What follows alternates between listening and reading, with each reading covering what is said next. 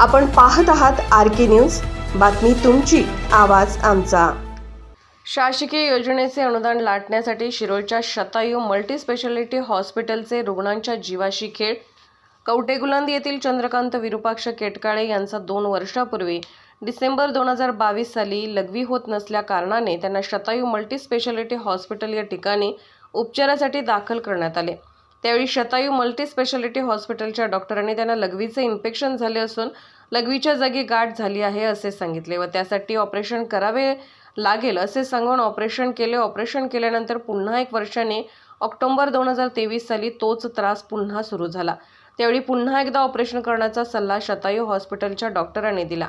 त्यावेळी दुसऱ्यांदा पुन्हा ऑपरेशन करण्यात आले, मात्र प्रत्यक्षात चंद्रकांत विरूपाक्ष केटकाळे यांना कॅन्सर झाला होता। असे असताना देखील 2 वर्ष रुग्णाच्या जीवाशी खेळत शासकीय योजनेचे अनुदान लाटण्यासाठी शतायू मल्टी स्पेशालिटी हॉस्पिटलने चंद्रकांत विरूपाक्ष केटकाळे यांचे 2 वेळा ऑपरेशन केले, मात्र चंद्रकांत विरूपाक्ष केटकाळे व त्याच्या नातेवाईकांना याबाबत कोणतीही माहिती देण्यात आली नाही। याबाबत पुढील माहिती अशी की 2 वेळा ऑपरेशन करून देखील चंद्रकांत विरूपाक्ष केटकाळे यांची प्रकृती खालावल्यानंतर त्यांना पुन्हा एकदा फेब्रुवारी 2024 मध्ये उपचारासाठी शतायू मल्टी स्पेशालिटी हॉस्पिटलमध्ये घेऊन जाण्यात आले। त्यावेळी मात्र शतायू हॉस्पिटलने हात झटकून केटकाळे यांना कॅन्सर झाला आहे असे सांगून त्यांना पुढील उपचारासाठी मिरज येथे घेऊन जाण्यास सांगितले।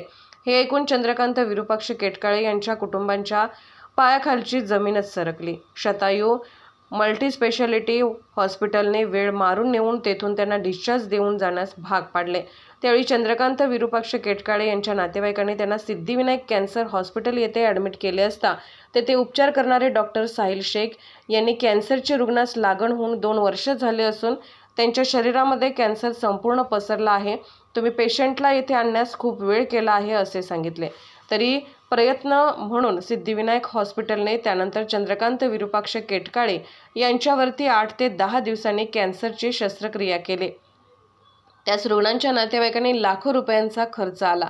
एकंदरीत रुग्णाचे पहिले ऑपरेशन ज्यावेळी झाले त्यावेळेसच ती कॅन्सरची गाठ होती असे सिद्धिविनायक हॉस्पिटलचे ओम पॅथॉलॉजीचे डॉक्टर सचिन पाटील यांनी त्यांचा मेडिकल रिपोर्टमध्ये प्रोस्टेट ग्रंथी ही PSB 67 mg/ml असे नमूद केले असताना सुद्धा शतायू हॉस्पिटलने याची कोणतीही माहिती न देता तसेच मेडिकल बाबतचे केटकाळे कुटुंबाचे अज्ञान लक्षात घेऊन त्यांची दिशाभूल करून केवळ महाराष्ट्र शासनाच्या महात्मा ज्योतिबा फुले जन आरोग्य योजनेच्या निधी हडपण्याच्या उद्देशाने हॉस्पिटलने रुग्णाच्या जीवाशी खेळ केलेला दिसून येतो।